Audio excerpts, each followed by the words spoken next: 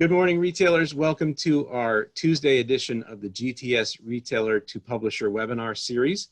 Today we have an excellent group of people here to talk about some new products and some upcoming stuff that they've got working on. It's the Funko Games crew. We're joined today by Chris Rowlands, who's the lead designer on Funkoverse, and Stephanie Straw, the community manager at Funko Games. So we're going to have a lot of great information from both of them about how the game works and how you can sell it in your store.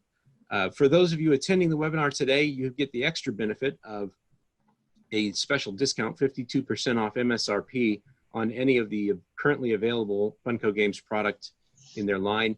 That is good through this week, so make sure you take advantage of that, have it all stocked up for the holidays coming up.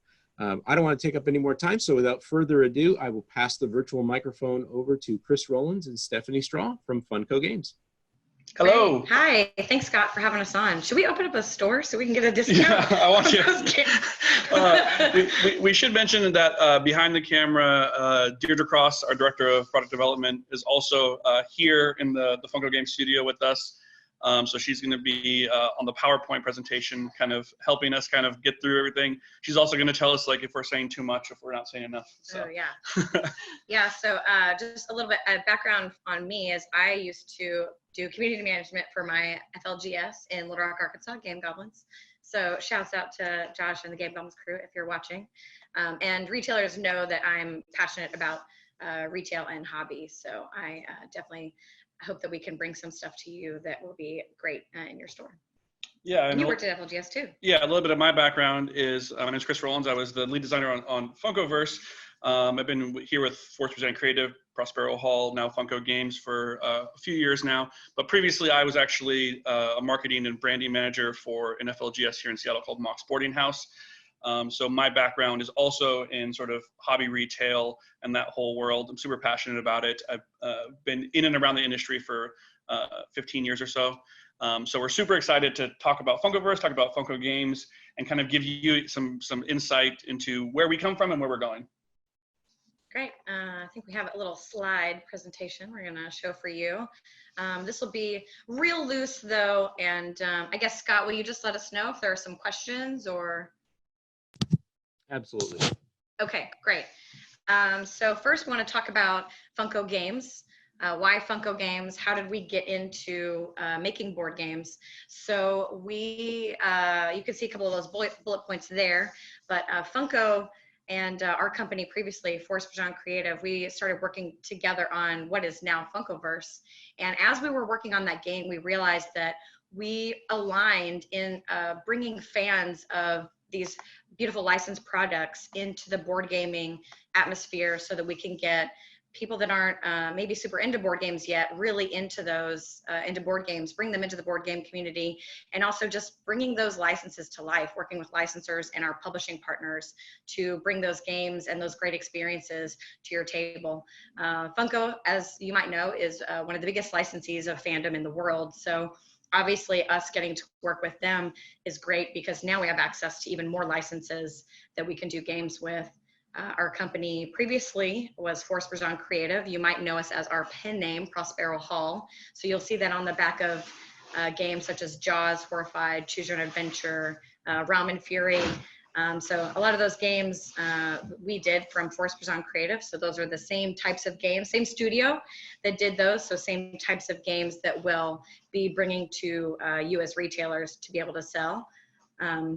Our first game being Funkoverse. That's not all we're going to come out with, but we'll talk about for the Funkoverse specifics a little bit later. But just wanted to give you a background that Funko didn't just wake up one day and someone randomly decided they're going to make a board game. They did the right thing and they purchased our company, who's been in the board game design space for decades, bringing games to life. So yeah, and I think something that's an important part of the whole story of how Funko Games kind of came to be was the fact that we were working with Funko as a client of ours before they acquired our company. So we actually approached them through some mutual business contacts that we've had from way back in the days when Force Design Creative was making Cranium. So we approached Funko and said, hey, we would love to make a game for you in your universe, really to kind of as a love letter to your fans. And they were super on board with that. And so that's kind of where we started pitching them ideas about all sorts of different concepts that we could work in partnership with them. And then through that relationship is when we saw how aligned our companies were with the way that we approached product development and engagement of fandoms in the communities. And so that's when they decided, hey, let's go whole hog on this, and we'll acquire your company and you guys can be our board game studio within Funko. Yeah, so it's business as usual for us, but we just have access to a whole host of new licenses and just some additional benefits. We're going to keep creating licensed games.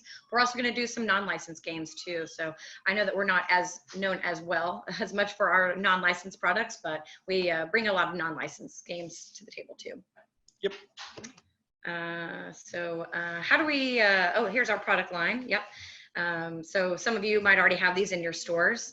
If not, you can certainly, that's available through GTS. But right now, you can see that's a lot to launch with for Funkoverse. And that's because we wanted to launch a system. So all of the games are the same core system. So once you know how to play one, you know how to play them all. But we wanted to give fans choice. So if you're a Harry Potter fan, you can get Harry Potter. If you're a fan of Batman, you can get the DC Batman. If you're a fan of all of them, you can get all of them. Or even if you're not a fan of a specific license, having some of those characters, their abilities are fun to add into the game. Like me personally, I don't watch a lot of Rick and Morty, but I love adding those characters into the game because they bring a lot of fun to the gameplay. Yeah, and I think sort of the product line, the initial product line was something that we had a lot of meetings about. And we went back and forth about a lot of different things. But ultimately, like our desire from our studio is we wanted to create a lifestyle game. We wanted something that people were going to be able to learn in 10 minutes, but playing 10 years from now.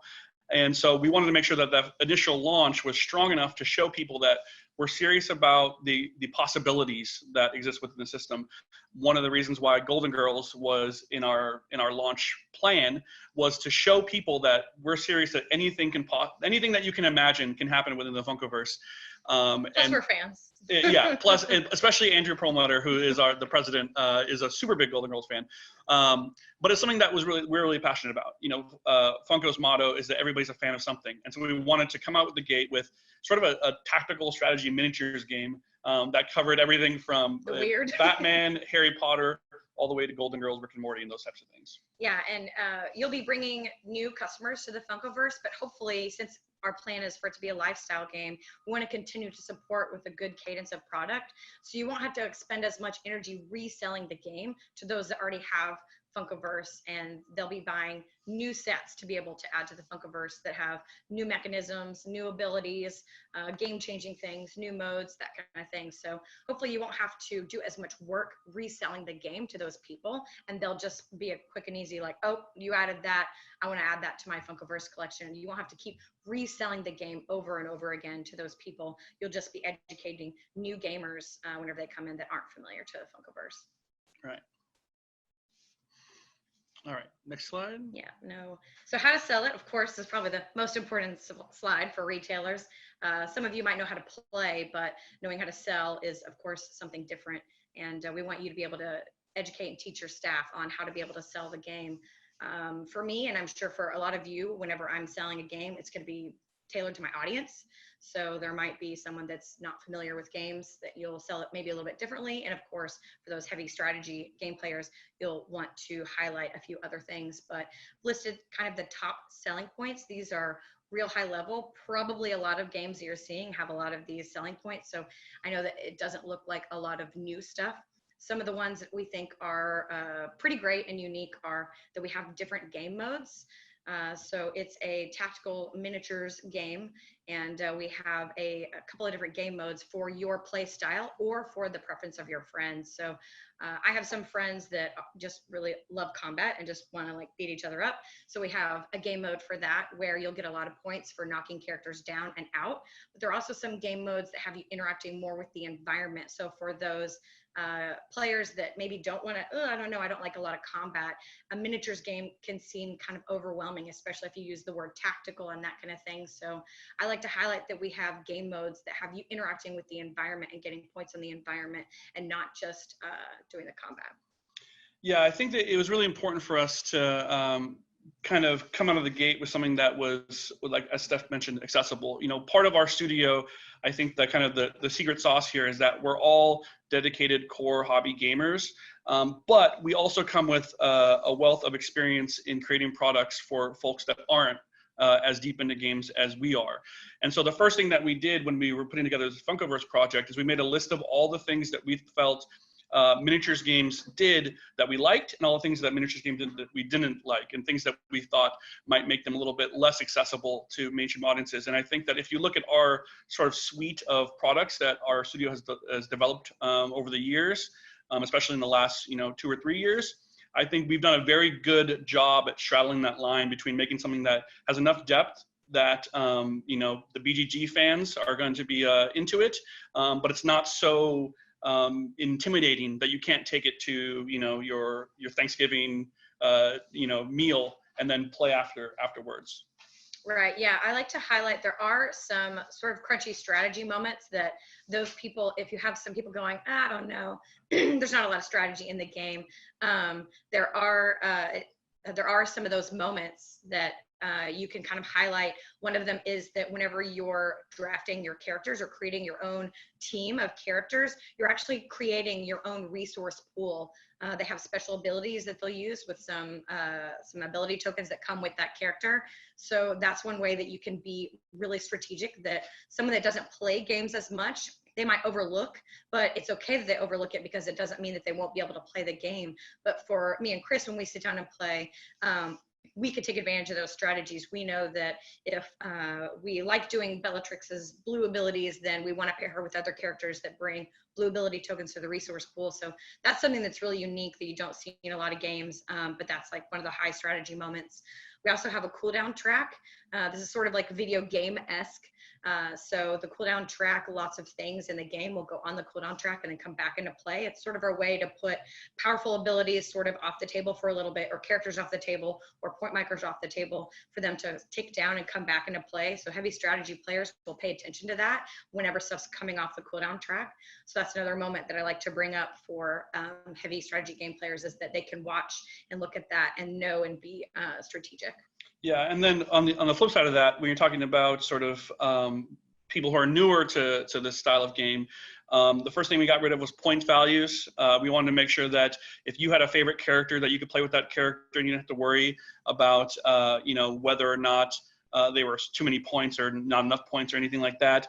We also want to make sure that it was a character-driven game. A lot of times with skirmish games, you have sort of models that are strictly better than other models. And for us, every single character in the 16-character launch is someone's favorite character, from Blanche Devereaux to Ron Weasley. And so we want to make sure that they're all playable in certain circumstances. And that goes back to what Steph was talking about with these scenarios, because we wanted to create a scenario system that can incentivize players who wanted to do the combat, but it can also incentivize players who just want to run objectives. And that's a great selling point when you're talking about people who are sort of have one foot in the system but are not fully into it, is that in our game, you choose the scenario before you choose your team, which is really important, because it means that having a broader collection actually makes you a little bit more advantaged when it comes to picking the team that you're going to tackle each scenario with. Yeah, and it's currently, I don't know if this is also another selling point. I don't know if a lot of people talk about BGG ratings in the store, but Funkoverse is currently a 7.7 on a BGG rating, which is, as you know, quite high for a game. So if you have someone that plays a lot of games, is familiar with BGG, that could be a good selling point, saying that it's been out since October and it's already got a great score on Board Game Geek. So, and it's gone up too, which is like a rare thing too. We've seen it go up, so that's good. Rarely ever happens. Yeah. All right, do we have another slide? Yeah. Okay. And let us know if there are any questions. So we have heard that there have been a lot of questions about what is an Expandalone. So we have the 6 different SKUs that we showed earlier. So we have the 2 4-packs, and then we have 4 2-packs. So we have the Harry Potter, DC Batman, Golden Girls, Rick and Morty 2-packs. Those are fully playable out of the box. That's where you get these standalone, but you can also add them to, they can all be added to each other. So that's why they're called Expandalones, because they're expansions. We wanted, whenever you grabbed a box and took it home, to be able to fully play everything outside of the box. Not everyone even understands what expansions are. So just sort of managing that expectation versus reality and buyer's remorse of them grabbing something, taking it home and going, oh wait, we can't play this. So we wanted that to be a good experience from purchasing something in the store. You're getting a game, you're knowing exactly what you want whenever you bring it home, and that is the experience that they expected, and not oh wait, I have to buy more stuff with it.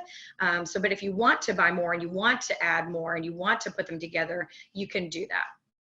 Yeah, and that goes back to, again, what I was discussing about when it came to our list of sort of pet peeves as for sort of miniatures games enthusiasts, was this concept where a lot of times, you buy a core set and the core set doesn't give you like the full taste of it. Well, I think that our 4-packs have a lot of gameplay in them, and I would put them against any core set on the market for a miniatures game. And I think that we do a very good job at providing an intriguing experience. But the other part of that is expansions. A lot of times, like you have to buy some extra expansions because you want to play bigger games, but there's not a lot of value there. And so one thing that us having the Expandalones does is not only when you buy Harry Potter, if you're a fan of Draco and Ron, you want them in your set, you can buy that, but you're also getting another map which has the same scenarios, and then that map is just the same map that you get in the 4-pack, so it's double-sided. And so it's not the same map, it's a different map, but it's the same. Oh, I'm sorry, yeah, the same material. Thank you. The same material that you get in the 4-pack, so it's another full game board. And it was really important to us to cram as much value as possible into these boxes because, again, we're trying to incentivize folks to really explore their imagination. Part of the whole system, the gel that brings it all together, is the fact that once you buy these sets, you take them home, you can play with them the way that you want to play with them and the way that you and your friends want to play with them. And so we wanted to give you the tools to make the game as replayable or expandable as you want to make it.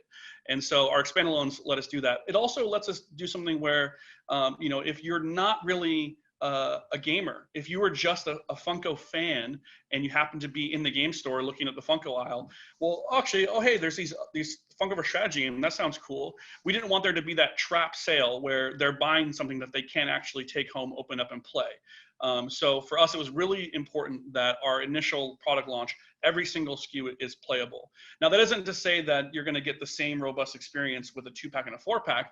I think our 2-packs are very strong, but ultimately the game is a system that's designed to be kind of mixed and matched and combined together. Yep. All right, so is that our deck? That's our deck. Your backstage. Yeah. Okay. Maybe if there are folks still sticking around, if they want sort of gameplay, or if we want to go to questions. Well, let's talk take a about look. what we've got coming up. Yeah, so let's can you stop sharing your screen, and then we can, I think that should get us. That should be. So we do have, I mentioned that we are going to have a good cadence of products coming out for Funkoverse. We wanted that to be not too overwhelming, so we don't want to just flood it with product. We want you to be able to sell it, but we also want to be able to give people more stuff. The ones that we came out, the first 6, they're all the same game modes. They'll be different depending on which map you play them on, but same 4 game modes. We did that on purpose because we wanted people to be able to get a feel for the game first and not be too overwhelming with a bunch of new stuff and every different set. But we do have new stuff coming out. Spring, summer, fall is about our cadence of releases for next year. So in the spring, we've got some stuff that you might have already seen leaked a little bit on the internet, but we have Jurassic Park is one of the big licenses that we've got coming. So we have a 4-pack and a 2-pack coming out for that. That'll bring some new stuff to the table. Some of it is just some kind of fun aesthetic thematic things that we've added, but also new dice and that kind of thing. New types of character abilities and ways to interact in the Funkoverse world. We also have some characters coming out. They're going to bring new mechanisms to the game that even if they're in the game, they're going to change the game. Even if they're not on your team, they're going to be affecting the map, affecting the board. We are going to complete the Golden Girls. I know everyone's going, why just Rose and Blanche? So Everyone's just saying that. Everyone's saying that, yeah. So we do have Dorothy and Sophia coming out, and they are savage, as you would expect, in their abilities. Yeah, and I think I do want to touch on that a little bit because, again, from a game design, gameplay perspective, to me, my biggest delight is knowing that somewhere down the road there's going to be a Funkoverse tournament that's taking place, and someone's going to be taking this beardy, hardcore, like strategic gamer is going to be carrying Golden Girls because of the powers that we put in that box. And I think that's something that's important for us from a design perspective, is that this initial wave, I think there's a ton of character variety. I feel that each character really feels unique and can do different things in the battlefield. But with the next year, we're going to push that to 11. And we have a lot of really, really cool mechanisms, a lot of cool things to explore within the game space that I think people are going to be really excited about. As Steph mentioned, characters that come with custom dice, characters that do crazy things with the cooldown tracks and really kind of change the map permanently and those types of things. So I think there's a lot of really neat stuff to explore from a gameplay perspective, and we're going to continue to kind of push that bar. We have sort of set the foundation with this initial launch, and the sky's the limit. Yeah, we do have a question that I'll go ahead and answer from Derek. The 2 DC SKUs have identical map or 2 different maps. All of the SKUs will have their own unique map, and not just aesthetically, but also different mechanically. So the walls and everything will be different. Yeah, we can show you real quick. We just have one set up right here. So this is the Diagon Alley. This is in the Harry Potter 4-pack. And you can kind of see this is what the other side of the map looks like. It's the room of requirement. So each SKU will have a double-sided, right now, we'll have a double-sided board. So with the 6 different SKUs, you'll have 12 different maps to play on essentially right now. So yeah, so those are all different, new experience. And as I said, not just aesthetically different. We didn't just add different artwork and same layout. They're all different layouts. So even playing the flags scenario in Diagon Alley is going to be different than playing the flags scenario in Gotham City because the layout is different. So I might even choose different characters to draft in that map because different mobility, different tankiness, and that kind of thing. Yeah, and as you're having customer conversations with the folks in your store, I think that's really a key talking point, is that yes, there are still the 4 same scenarios that are in these boxes, but because the maps are different, the scenarios play out differently. And mentioning flags is a great example. You know, flags in Diagon Alley, the flags are directly across the alley from each other, and it's like, you know, a sprint. Whereas flags in Gotham City, because Gotham City, the wall design is a lot more compact, it means that you have tighter corners and you're looking for characters with different types of mobility that can maybe, you know, aren't so much moving, you know, far, but they're more about controlling areas like Joker's mystery boxes or, you know, blocking off parts of the map. So it's a different play style. However, it was important for us to make sure that once you learn a scenario, you can play that scenario whether you're playing against your friend in their Harry Potter set or you're playing on your Batman set. That is to say that there will be new scenarios coming out in 2020, but they won't be in any of the spring sets, I don't believe. Yeah, we have new scenarios coming out. Like I said, new mechanisms. We're going to add some advanced gameplay, some advanced strategies. So those that already have the Funkoverse sets will be getting something new that's not just characters. They'll be getting new stuff to the gameplay. There are some additional questions, or one more from Ed. Ed asks if there are plans to make some sort of carrying case. Oh, I hope so. Yeah, I mean, I think that, you know, for us, we're kind of exploring all sorts of different options for accessories and those types of things. Obviously, our team is focused on the game, but we have been paying attention to, you know, the forums online. There's a couple of Facebook groups for fans of the game. I have been a miniatures gamer for 25 years. I love all sorts of carrying cases. So I think that's something that, you know, we would love to do in the future. There's not any specific plans for it just yet. But we're definitely exploring those types of things. Yeah, it could happen. Yeah. I have a couple of questions real quick on things like the maps. Are the maps in the 2-player expansion or the 2-piece expansion the same size as the maps in the 4-packs? That's a good question. We do have in the 2-packs, we have a full-size map, and the other side of the map is actually a little bit smaller, and we did that on purpose. We could have made just 2 full-size maps, but we wanted to make a tighter experience for those that wanted to play 2v2 figures. Because if you play 3v3 on the big map, then that's great. So this is an example. So it's physically the same size. So it's this other one is physically the same size, and then the other side of the map you'll see has actually this is kind of helpful for new gamers because it has guides on where to put your cards, ability tokens, cooldown track, etc. But we wanted a tighter experience so that you could get into the action a little bit quicker. So that's why we have a smaller map added in there. So you can, if you're playing 2v2, then you can kind of get into the action a little bit more quickly. So. Great. And you mentioned 3v3. What's the max number of figures or the max number of players for the game? So currently, right now, the max number of figures is not defined. We say that to us, a standard game is 3 figures per side. However, it is a miniatures game, and Scott, I know that you deal a lot with miniatures games. I mean, once people have their big collections, we want people to be able to play with them however they want. So if you and your friends have every figure, you can put every figure on the board and play the game. But we say that 3 is kind of like the standard size. That's one of the reasons why in the 4 figure sets we also include 2 basic characters. Here's an example of one of them, just like a token. It gives you the feeling of a 3-character game, but also lets you know as a consumer that, hey, that Aurora could actually be a Draco or a Ron, and you can actually kind of upgrade that way. As far as player count goes, it's a team-based game, so we say 2 to 4 players. If you play with 3 players, you have 1 team of 2 against another single person. And that was important for us because we wanted to make sure that, we're creating, again, a lifestyle game. The intent of this product isn't that necessarily that you have a collection and your friends come over and play your figures. It's that you have your figures and you go to your friend's house who has his figures or her figures and you play against one another.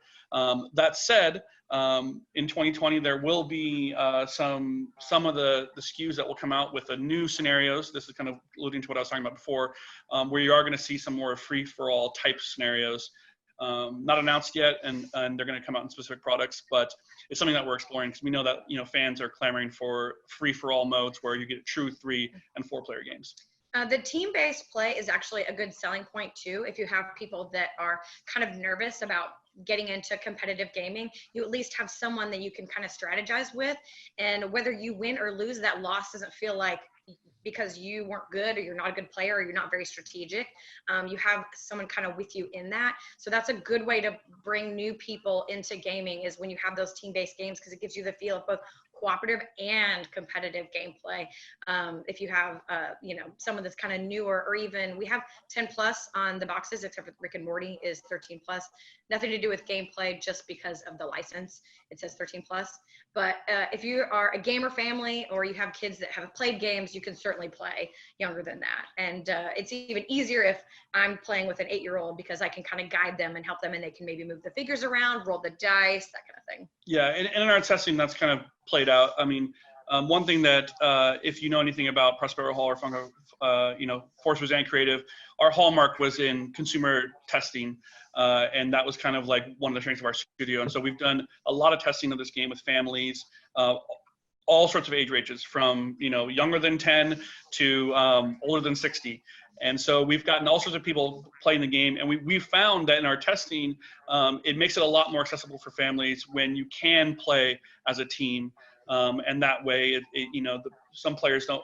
Younger players don't necessarily feel left out because they can still have a figure that's theirs that they can kind of use. It's also beneficial for new players to be able to focus on just what their character's powers are and not have to worry about their whole team. And so, it really scales well when you're able to kind of incorporate the team modes. And when you demo this is a really great game for those bar tables, or those small demo tables, if you have those in your retail store up front, because everything can fit all on that one table, and you don't have to have, there's no secret components or anything like that. You're not having to draw cards to show them, kind of shuffle through cards and show them what's in the deck. Everything is visible and already out there, so it's really easy to speak to it and talk to it. It's not really wordy. There's not a whole bunch of words. You can kind of already see what's going on. So it's a really great game to put on those tabletops in your retail space if you have those available. Yeah, all the information is basically on the cards. Yep. And then you can kind of show it. And then especially if you are tight on space, that's where the board that Steph was showing off, which is the 2-player board. If you are tight on space, you can kind of use that, because it even gives you spots on the board itself to place the cards and place all the tokens and those types of things. Yep. It's all self-contained for demo purposes, which is perfect. Yeah. You've addressed the collectability side for people who are targeting specific characters or after a specific fandom. You've got the gamer side, so you're really kind of hitting on all fronts for something that a retailer might want in a product like this, where it's expandable and everything is usable with everything else. So kudos on that. Question regarding you mentioned, Chris, a future where you see a tournament happening. Now, are there plans for tournaments, or as Derek is asking right now, are you considering having any organized play to help game stores differentiate from the same product in mass market? Yeah, I think that it's definitely on our radar and something that again our team is exploring. You know, we are hobby gamers. We come from hobby game stores. You know, I go to my stores weekly to play all sorts of different games on a weekly basis that are organized play. And so something that's definitely on our radar, and we're looking at organized play, but not just organized play. We're looking at how other ways that we can potentially engage retailers and help them promote the product. You know, I say the word tournaments. I think that our game is more conducive to community focused than necessarily competitive focused. And that's going to always be kind of like our strategy, I think, when we're kind of promoting this game. We want to support the community, and we want the community to kind of be able to grow organically and with our help. And so it's definitely on our radar. And we know that, you know, that there's a ton of different hobby stores out there that have different experiences with organized play programs. And so that's something that Steph can speak to a lot more, because, you know, she's the one who's doing the work talking to these retailers about their kind of pain point. Yeah, we didn't want to just like copy paste and then produce an organized play program for the game. We want to make sure that we are doing the right thing to help you sell the game and keep selling the game in the stores. So we are looking at a wide range of things and ways that we can do that. And we know that every store is also not the same. So we want to find those ways for each different retailer to be able to take advantage of that. And we didn't want to just toss something out there and go, here you go, you know. So we wanted that to be thoughtful, and we want to I want to, and we want to build those relationships with retailers and have you like honestly talk to us about, hey, you know, this would really help us sell your product in our store, whether it be a poster, promotional item, organized play, a tweet about, hey, go visit this game store. You know, like we want to help in any way that we can, and we're open to being flexible about that and creating a program to sell Funkoverse that's, you know, hopefully right for everybody. So, but we, like I said, we didn't just want to like copy paste and go, okay, here's organized play, hopefully that helps, you know. We want to be thoughtful and we want to be mindful about it. Chris and I, you know, both like playing organized play. So yeah, hopefully we'll have something that will be able to help you. And just one more thing on this is that I will say that from the very beginning of the process, you know, from you know, brainstorm session number 1 on this game, that was always sort of a organized play, I should say. It was always a goal, it was always a thought. So from the way that we constructed the characters to the way that we put together the sets, everything was built to be able to support that eventually. You know, a good example that I think that I like to tell people about that they might not notice it at first blush is that, you know, our game uses 4 different types of resource tokens, but each 4-pack only uses 3 of those. And that's because I want someone to be able to, if eventually down the road when there is organized play, to be able to buy a Harry Potter 4-pack, go to an event and play out of the box and not have to worry about, oh, will my team be balanced, or will I have this or that? And so we're very, very conscious of organized play, the potential for it, but there's nothing, you know, super defined just yet, and we're exploring all sorts of options. Yeah, and that's another reason why we worked so hard to play test and workshop each character to find, okay, is this one, you know, is this seem overpowered? Okay, let's find that. Let's use that. Let's, you know, let's break that. It's been out since October, and we haven't seen anyone going, this is the overwhelming character. You know, lots of people are saying this character's OP, but it's not a lot of the same, you know, so far. So yeah, it's the Golden Girls. Because the Golden Girls, I mean, come on. Yeah, so that's been good so far, as we haven't had anyone say, this is the one team, this is the one character that's really powerful in the game. So I think that yeah, speaks to our playtesting, wonderful workshoppers and playtesters that play the game over and over and over again. Yeah, and I would say that, you know, and we're very receptive and we're very open to feedback and to ideas. And so if you want to reach out to us through your GTS rep, or you want to reach Steph directly, we will field all that information. You know, I see a couple of people here kind of, you know, seconding the idea of OP kits.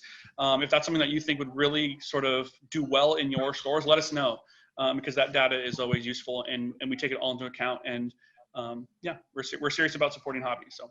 Yeah, and we sent out, we like to survey our retailers. So just like real quick, easy surveys. So I do have a list if you want to get on that list to be involved in that. We want to have an open communication, open line from you. So want you to be able to tell us what you want in an easy manner. So I do have a link to that if any of you would like to get on that.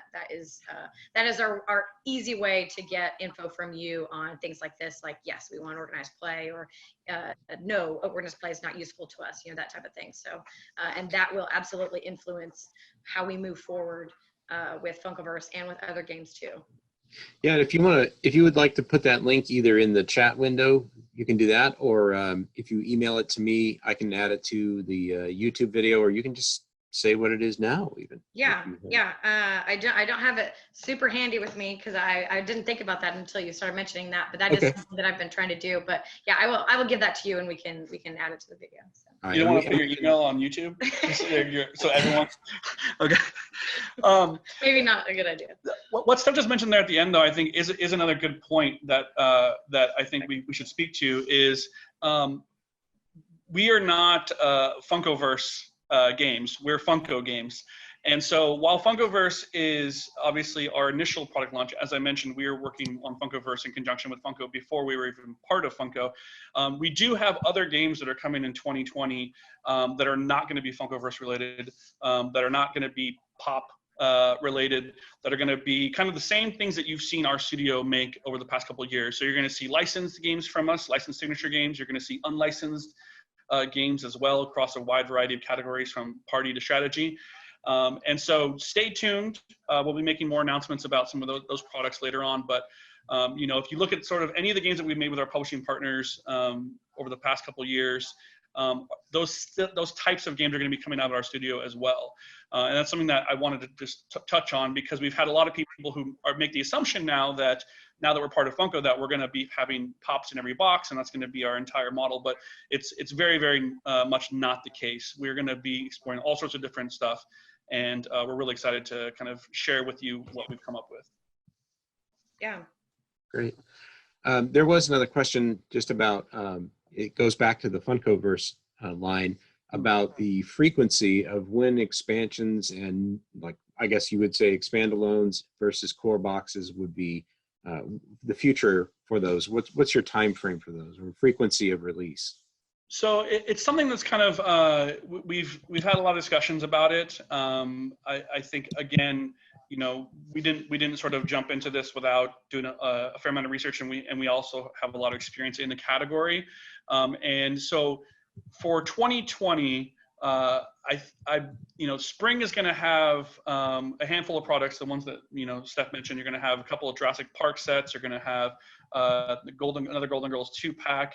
You're going to have a couple other things that are coming out in spring. We're going to have a couple releases in the summer, and then some fall releases getting ready for the holiday season. That isn't to say that that's going to be, you know, our cadence till the end of time. We're going to try that out and see how that works. But the reason I bring up our research is because I think that, you know, as retailers know, and you all know, you know, there's been games that have come out that weren't supported frequently enough and sort of died on the vine. And then there's games that had come out and had too much product at once, and sort of it was kind of overwhelming for consumers, and it was made it very intimidating to get started. So we're trying to find that balance of stuff. But we do have plenty of product coming out in 2020 across a large variety of licenses, 4-packs, 2-packs, and even a couple of 1-packs in there as well. And so we're really kind of exploring the system, and we're going to take a lot of that data and see what works and what doesn't. Again, it's something that I would mention to Steph, is if you have feedback on, you know, like, oh man, you guys are coming out with like too much stuff at once, or hey, you know, having 2 months between products, you know, wasn't ideal. I wish that those would have been spaced out a little bit better. That's feedback that we take very seriously. Yeah, and we do have a wide range of new games coming out that are not going to be Funkoverse. So we actually have some of our heaviest strategy games that Prospero Hall's ever done. So those are going to really speak to the hobby market. One of them, think Power Grid level of complexity, but accessible. So we do have some great games that will be good to feature in hobby stores, but also those small family card games and things like that too. Some licensed, some unlicensed. That's all going to be kind of the second half of the year. So we'll have to wait a little bit for that, but we'll have new Funkoverse in between now and then. So. I saw a question We pop put up. the retailer questionnaire. Deirdre put the link in there. It's a really long and obnoxious link because I don't have the bit.ly.com link that I made. But that, if you'll go in and fill out your information on there, it's just very brief. And I think I actually even have a question about, do you participate in organized play in your store? So. I see a question about, will there be any collector edition sets? Again, this is something that we're kind of exploring. I think that the one thing I'll say before we answer this question is that we're a game studio. We're not a collectibles studio. So for us, it's very important that we always make sure that the game is supported first and foremost.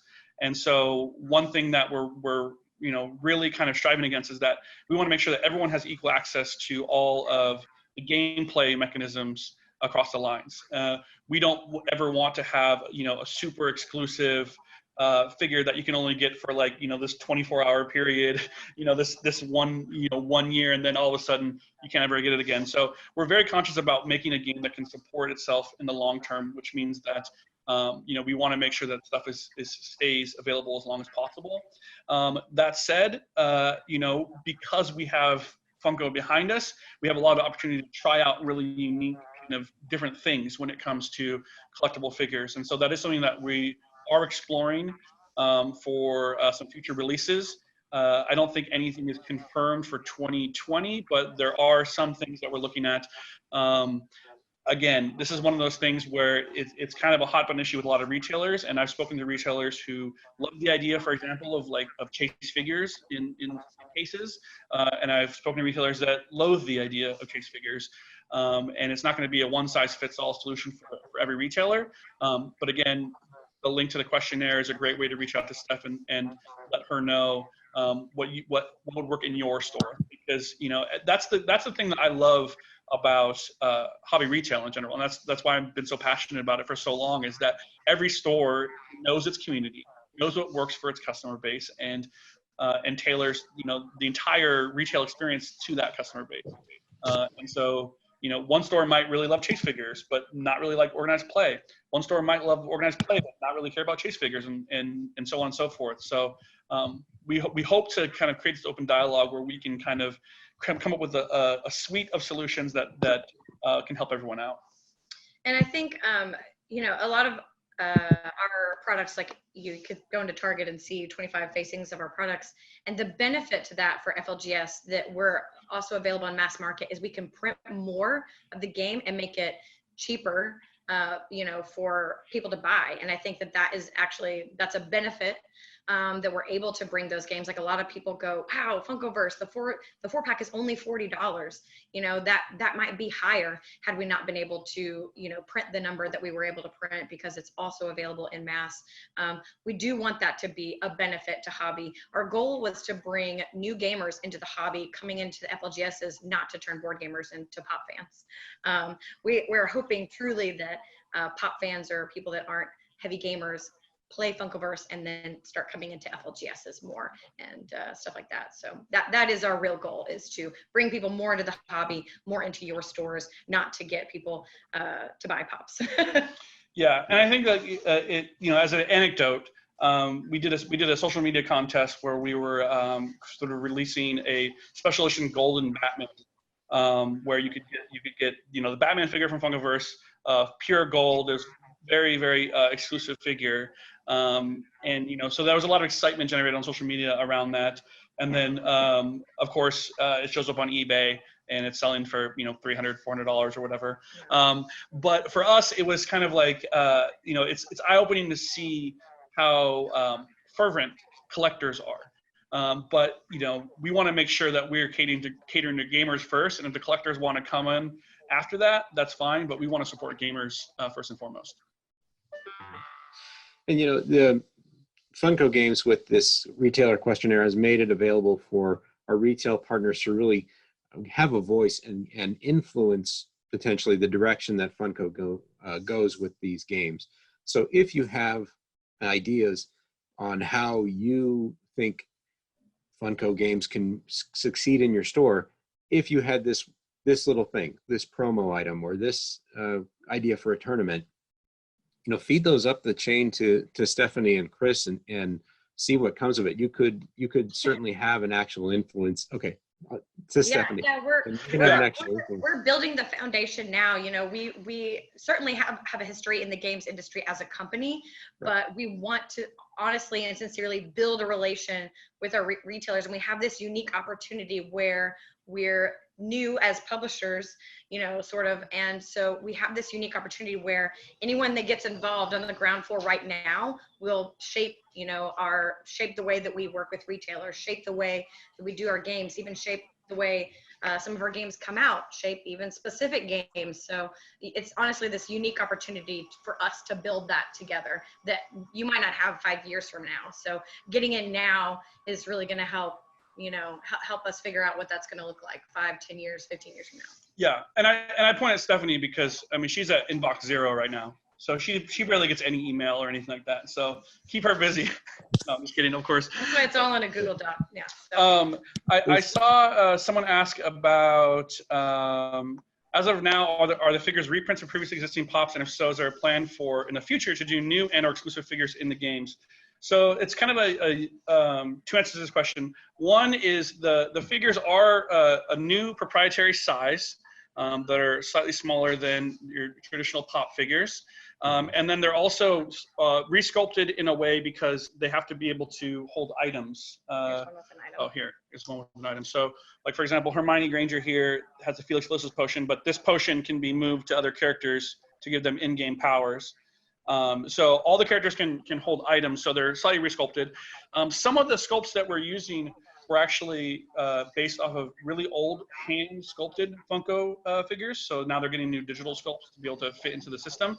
And then I don't know if we announced, did we talk about the special character that's coming up in spring? The one that isn't, yeah, the one that's not available anywhere else. Yeah. We do have one, and I say this because I want to, I don't know what the collector grab will be for it, but we do have a character that's coming out that doesn't have a pop character. Yeah. So it will be the first time that pop fans will be able to get that character. So I don't know if the collector grab for that will be strong. Yeah.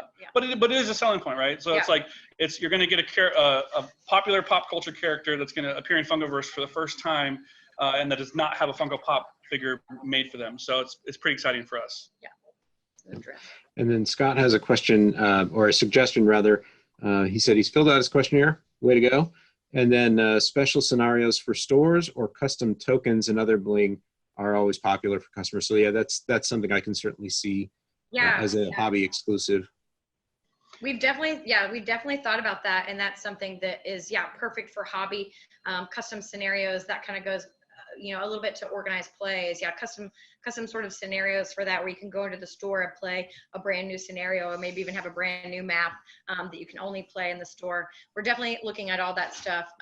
Geek Up Bits, we're talking to BGG about maybe doing some upgraded components, because that's something that the hobby really likes too, is adding those accessories to games. So we're looking at all of that to see if that's stuff that will help retailers.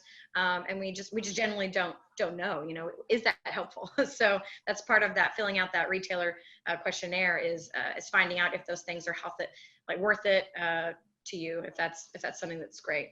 Yeah, and I think that when we're talking about the scenarios, I used to manage a Games Workshop store, and that's kind of our bread and butter, right? With these special scenarios, these special events that you can only participate in at the store. So something that we're definitely excited about. Yeah, I can speak to that from my role here as a category manager for gaming accessories, that there are a number of board game companies and role-playing game companies that are really jumping on the accessories bandwagon, and those sell really well alongside the base product. So I can see where there would be a huge market for the ability to pimp your game and really kind of go all out on how your game is different than someone else's copy of this game. So right. Yeah. A lot of opportunity there for accessorizing. Yeah. Especially with a game like this, right? Where it's like where you and your friend both might have Batman.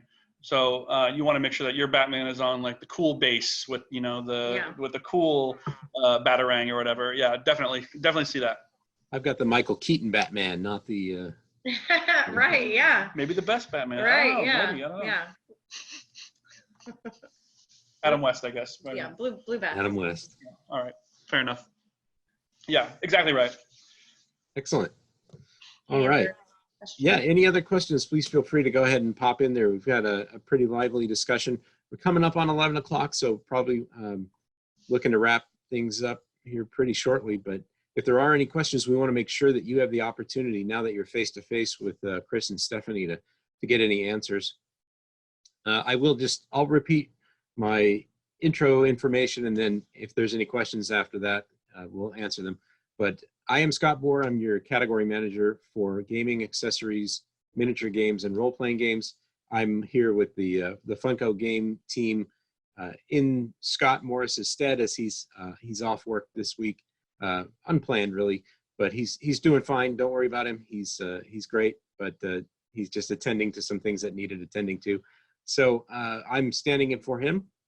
Retailers on this call today have the opportunity to purchase from GTS the base game and expansions for Funkoverse Games at a special discount of 52% off retail for the rest of this week. So take advantage of that.